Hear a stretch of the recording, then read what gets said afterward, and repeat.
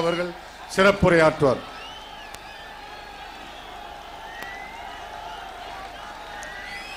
தமிழகத்தின் அடுத்த முதலமைச்சர் அனைத்திந்திய அண்ணா திராவிட முன்னேற்ற கழகத்தினுடைய பொதுச் செயலாளர் எங்கள் நெஞ்சம் நிறைந்த சகோதரி ஜெயலலிதா அம்மா அவர்களே, இந்த மாபெரும் எழுச்சி மிகுந்த பொதுக்கூட்டத்திலே பங்கு கொண்டிருக்கின்ற ஆந்திர மாநிலத்தின் முன்னாள் முதலமைச்சர் சந்திரபாபு நாயுடு அவர்களே, மார்க்சிஸ்ட் கம்யூனிஸ்ட் கட்சியின் தேசிய அகில இந்திய பொதுச் செயலாளர் தோழர் பிரகாஷ் காரட் அவர்களே, இந்திய கம்யூனிஸ்ட் கட்சியின் பொதுச் செயலாளர் தோழர் ஏபி பரதன் அவர்களே, நேரத்தை கணக்கில் கொண்டு இந்த அரங்கிலே அமர்ந்திருக்கின்ற எங்கள் அருமை கூட்டணி கட்சி தலைவர்களே, பெரும் திரளாக கருணாநிதியினுடைய இறுதி நாட்கள் எண்ணப்படுகின்றது என்பதை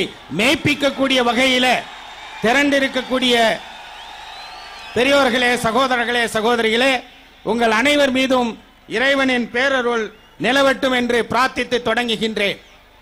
கருணாநிதி சிறுபான்மை மக்களுக்கு நான் தான் பாதுகாவலன், நான் தான் பாதுகாவலன் என்று சொல்வார்.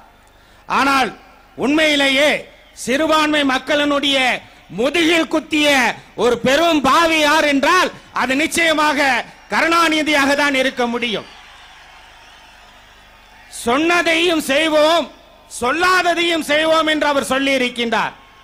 ஆனால் சிறுபான்மை மக்கள் அவர்கள் முஸ்லிம்களாக இருந்தாலும் சரி, கிறிஸ்தவ மக்களாக இருந்தாலும் சரி, அவர் சொன்னதையும் செய்யவில்லை, சொல்லாததையும் செய்யவில்லை என்பதற்கு ஒரு சில சான்றுகளை மட்டும் நான் இங்கே குறிப்பிட விரும்புகின்றேன். 2004 நாடாளுமன்ற தேர்தல் நடைபெறுகின்றது. அனைத்திந்திய அளவிலே முஸ்லிம்களுக்கு தனி இடஒதுக்கீடு தரப்படும், கிறிஸ்தவ மக்களுக்கு தனி இடஒதுக்கீடு தரப்படும் என்று காங்கிரஸ் கட்சியினுடைய தேர்தல் அறிக்கையிலும் திமுகவினுடைய தேர்தல் அறிக்கையிலும் குறிப்பிடப்படுகின்றது. 2004 ஆட்சிக்கு வந்தார்கள். சிறுபான்மை மக்களுக்கு இடஒதுக்கீடு அளிப்பது குறித்து ஆய்வு செய்வதற்காக national commission for religious and linguistic minorities என்ற ஒரு தேசிய ஆணையம் ஓய்வு பெற்ற உச்ச நீதிமன்ற நீதிபதி ரங்கநாத் மிஸ்ரா அவர்களுடைய தலைமையிலே அமைக்கப்பட்டது. அந்த ஆணையமும் தன்னுடைய அறிக்கையை 2007 ஆண்டு மே மாதம் 21ஆம் தேதி பிரதமரிடம் சமர்ப்பித்தது. ஆனால் பல முறை சிறுபான்மை அமைப்புகள், சமுதாயத்தினுடைய பல்வேறு அமைப்புகள், ஷெட்யூலின மக்களினுடைய அமைப்புகள் மத்திய அரசுக்கு வலியுறுத்தியும் மாநில அரசுக்கு வலியுறுத்தியும் செவிசாய்க்கவில்லை. கருணாநிதி அவர்களிடமும் நாங்கள் பலமுறை கோரிக்கை வைத்து விட்டோம். தன்னுடைய குடும்பத்தினர்களுக்காக டெல்லிக்கு செல்லக்கூடிய, கடிதம் எழுதக்கூடிய கருணாநிதி சிறுபான்மை மக்களினுடைய இந்த முக்கியமான கோரிக்கையை தேர்தல் அறிக்கையிலே இடம்பெற்ற ஒன்றை அமல்படுத்துவதற்காக எந்த நடவடிக்கையும் எடுக்கவில்லை என்பது ஒரு பக்கம் இருக்கட்டும். மீண்டும் தேர்தல் வருகின்றது, பொது தேர்தல் வருகிறது 2009. அப்போது மீண்டும் காங்கிரஸ் கட்சியும் திமுகவும் அனைத்திந்திய அளவிலே சிறுபான்மை மக்களுக்கு தனி இடஒதுக்கீடு தருவோம், ஷெட்யூலின மக்கள் எந்த மதத்துக்கு மாறினாலும் அவர்களுக்கும் இடஒதுக்கீடு தருவோம் என்று வாக்குறுதி அளிக்கின்றார்கள். அந்த பரிந்துரையை செய்த மிஸ்ரா ஆணையத்தினுடைய அறிக்கையை நாடாளுமன்றத்தில் கூட வைப்பதற்கு வக்கற்றவர்களாக இருந்தார்கள். இறுதியிலே 2009 டிசம்பர்ல ராஜ்யசபாவில பீகாரை சேர்ந்த ஒரு நாடாளுமன்ற உறுப்பினர் அலி அன்வர் அவர்கள் ராஜ்யசபாவிலே என் கையில எங்க இருக்கின்றது மிஸ்ரா ஆணையத்தினுடைய அறிக்கை, ஏன் நீங்கள் why are you not tabling it in parliament, ஏன் நாடாளுமன்றத்தில் அதை வைக்க மாட்டேன் என்று கேட்ட பிறகுதான் அந்த அறிக்கை வைக்கப்பட்டது டிசம்பர் 2009. இப்ப நம்ம இருப்பது ஏப்ரல் 2011 இருக்கின்றோம். 1.5 ஆண்டுகளான பிறகும் கூட அந்த தேர்தல் அறிக்கை அமல் செய்யப்படவில்லை. இப்படிப்பட்ட கருணாநிதியை நம்பி அவர் இந்த தேர்தலிலே வெளியிட்டிருக்கக்கூடிய தேர்தல் அறிக்கையில முஸ்லிம்களுக்கான இடஒதுக்கீடை தமிழகத்தில் அதிகரிப்பேன் என்று சொல்கின்றார். அன்பு மிகுந்த சிறுபான்மை மக்களே, நம்பாதீர்கள், ஏமாற்றுகிறார் கருணாநிதி. ஆனால் வருங்கால முதலமைச்சர், தமிழகத்தினுடைய அடுத்த முதலமைச்சர் எங்கள் நெஞ்சம் நிறைந்த சகோதரி அவர்களிடம் நாங்கள் எடுத்து சொன்னோம். தமிழகத்திலே முஸ்லிம்களுக்கான இடஒதுக்கீடு அதிகரிக்கப்பட வேண்டும் என்று சொன்னோம். 5% அதிகரிக்கப்பட வேண்டும் என்று சொன்னோம்.